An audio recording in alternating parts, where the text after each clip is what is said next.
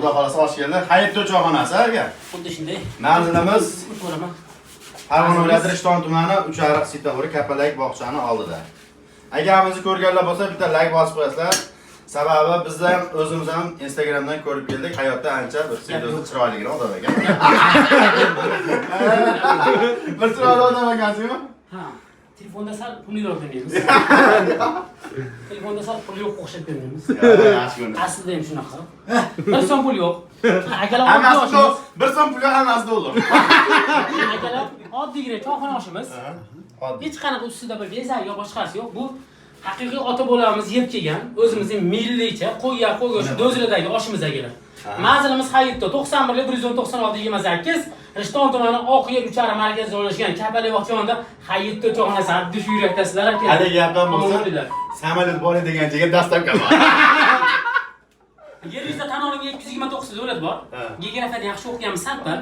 Keyin akalar 160 dan ortiq davlatga samolyot uchadi. O'sha davlatlarga albatta oshimiz yetkazib berish xizmati bor akalar.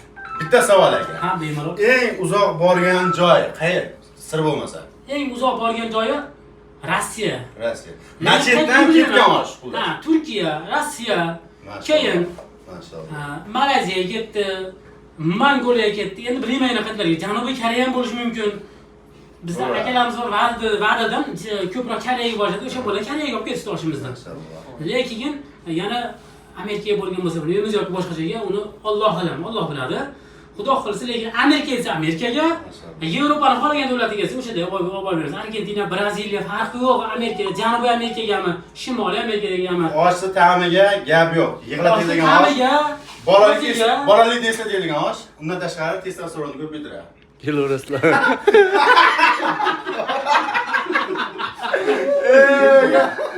Yevropada mazza qilasiz, uyga borib svetni o'chirib maqsadam.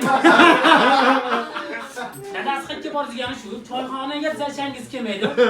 Yana 5 yil yoki 10 yil turib yurishga chiqqanimga shunaqa vaqt bo'lgan bo'lsa, bormagansiz, bir hafta aptekadan testosteronni oshirgan dori ichgansiz degan bo'lsa, yo'q, Hayitdaga bordim desiz, faqat Hayitdaga boring deydi. Akalar Hayitda choyxonasiga kelaverasizlar.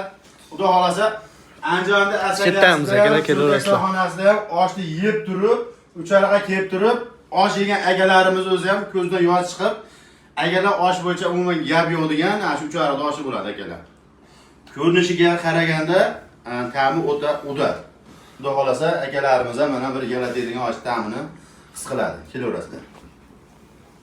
Men bir video